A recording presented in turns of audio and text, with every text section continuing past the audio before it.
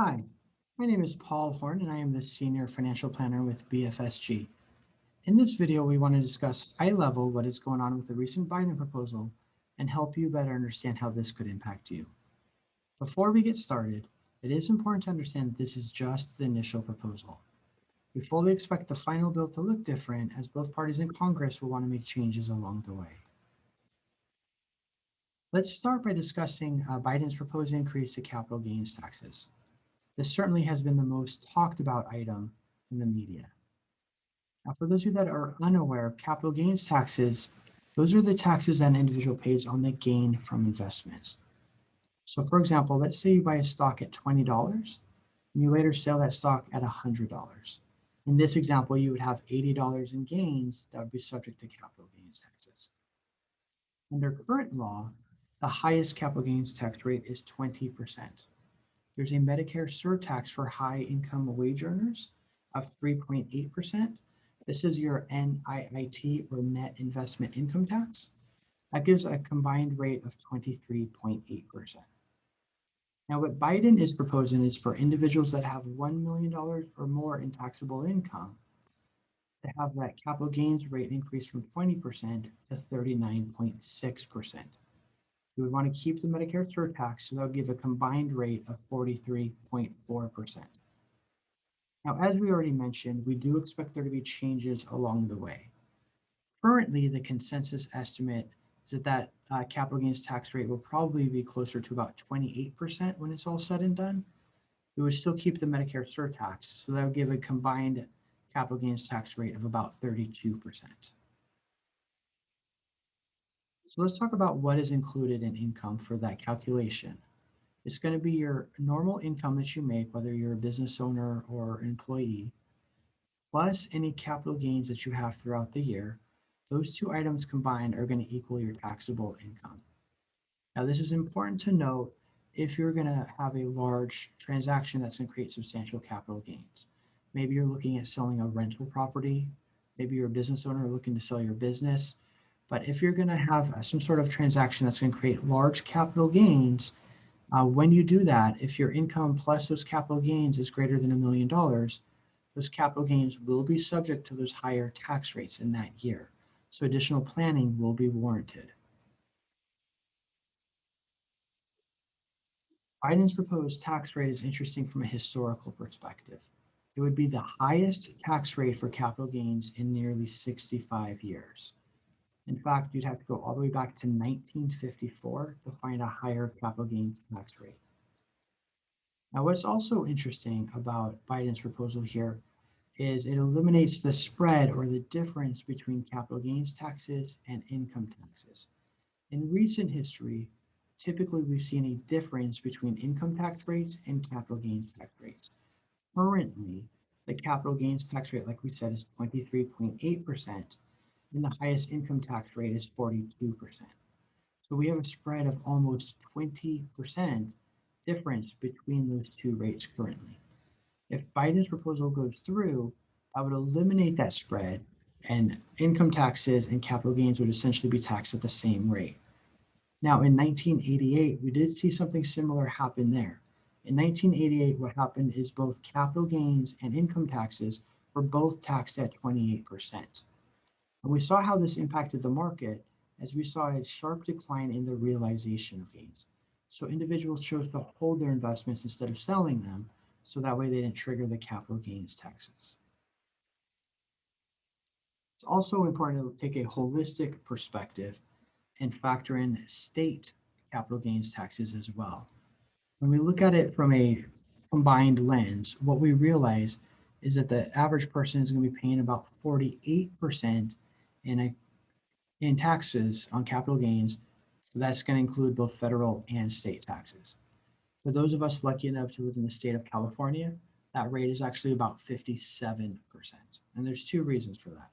Number one, we know California is a high tax state.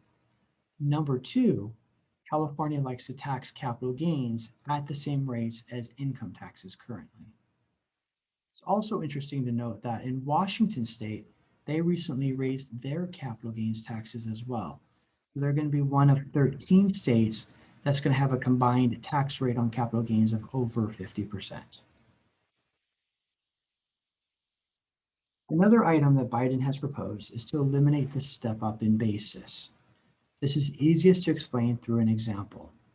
So let's say we have Jane, who started with an investment account of 300,000, and she invested that money in a bunch of different stocks. And over time, that account grew, and at her death, that account was worth $1.5 million. Now, under current law, when Aubrey, her daughter, inherits that property, she gets a step up in basis. So what happens for Aubrey when she inherits that account is her cost basis is not the 300,000 that her mom started with. Her cost basis is 1.5 million. So with that step up in basis, that cost basis is equal to the value of the investment at the date of death. And the advantage to this is it allows Aubrey to choose if she wants to sell those investments. She doesn't have to realize any capital gains. So maybe she wants to take this money and use it to buy rental real estate. She can do so without triggering capital gains taxes. Now, what Biden is proposing is to eliminate this step up in basis here. So under Biden's proposal, when Jane passes away, the value of the accounts are 1.5 million. She had an initial cost basis of 300,000. So that's going to create 1.2 million in capital gains. Now with Biden's proposal, since he wants to eliminate the step up in basis, what he's offering instead is an exemption of $1 million for capital gains. So for the first $1 million in capital gains, they would not be subject to the capital gains tax. If we back that amount out, that leaves us 200,000 out of that 1.2 million that is subject to capital gains taxes. Looking at that highest capital gains tax rate, in this example, they'd be paying almost $87,000 in capital gains.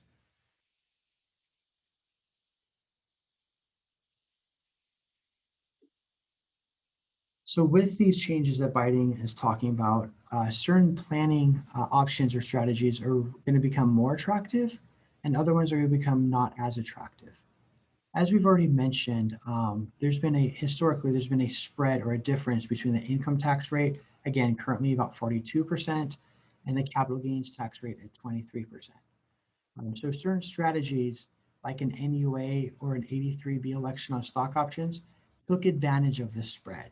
And what they try to do is convert portions of money that would be normally be taxed as income, instead switch them to be taxed as capital gains. With capital gains and income taxes, if those become the same rate, these types of strategies become not as beneficial. Now, in response to the higher capital gains rate, there are some other strategies we expect to see.